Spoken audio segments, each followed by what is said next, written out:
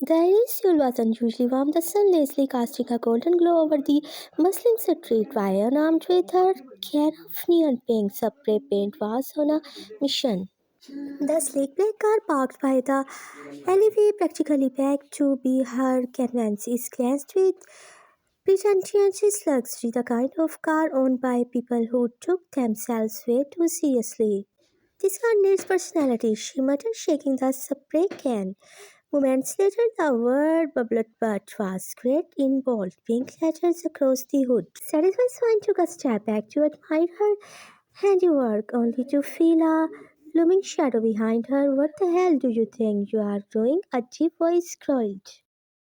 She turned slowly, her heart skipping a beat as her eyes met those of a man who could have walked out of a mafia theme's drama, black leather jacket, sharp jawlines, precious eyes, and an aura that screamed danger. Oh, she glanced at the card, then back at him, at his eyes dark, and before she could bolt, he grabbed her wrist. You are got 10 seconds to explain why you are vandalizing my car before I decided to ruin your life. Fire blinked her mischievous instincts, sneaking in, ruin my life, duty. I'm already broke and single. Good luck topping that. For a moment, the man looked ingeniously check a bag, then his grip tightened. You have got guts. I will give you that, but you are coming with me.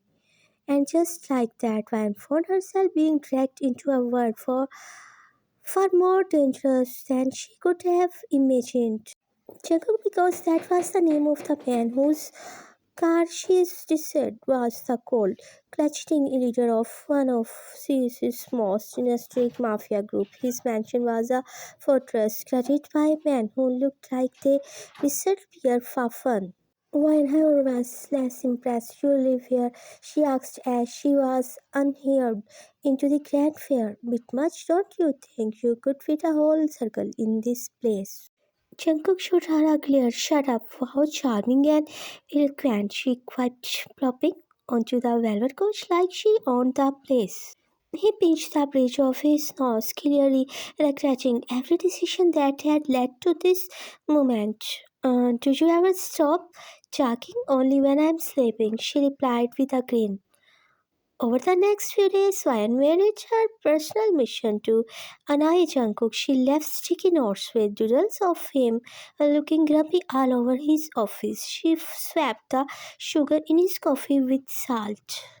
She even convinced one of his men to teach her how to whistle the mafia's secret signals, which she used at the most inappropriate times. You are going to give me an announcement?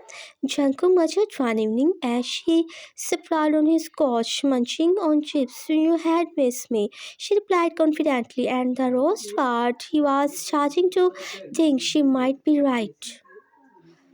Despite his best efforts to stay indifferent, Jungkook found himself softening around Ryan. She was unlikely anyone he had ever met, fearless, chaotic, and completely unfiltered. She was not afraid to call him out of his brooding demeanor or challenge his authority in ways that left his man slack-jaw. One night he found her in his study, rearranging his meticulously organized files. What are you doing? He demanded, creating order out of chess. She replied, showing him a folder labeled Bosman's super secret plans. He groaned, do you have a death wish? Not really, but if I did, you had probably make it look cool, she said with a wink against his better judgment. Jungkook chuckled. As much as Swain enjoyed romantic Jungkook, she could not deny the growing connection between them. Beneath his cold interior, he was precisely loyal and protective qualities she could not help but admire. One evening she found him on the rooftop, starting out at the city lights. Did you ever relax? She asked, propping John beside him. Not in my line of work, he replied. She titled her head, telling him, you are not as heartless as you pretended to be, you know. He softened, and you are not as reckless as you act. For a moment, the teasing stopped and they sat in Comfortable silence, the distance between them shrinking with each passing second. Their fragile peace was shattered when Ryan was kidnapped by a rebellion gang aiming to hurt Jungkook, Bond and ganging in a dingy warehouse. She tried to keep her fear at bay. He's going to come for me, she told her captors, her voice steady despite the panic in her chest. And when he does, you will wish you had stayed home. True to her word, Jungkook stormed the warehouse with a fury she's never seen before. His men took down her captors with ruthless efficiency, and when he finally reached her, his goal, faggot crumbled. Sure, okay, he breathed, pulling her into a tight embrace. I told them you had come, she whispered, clinging to him. You are incense, he muttered, but there was a softness in his tone that made her heart skip a beat.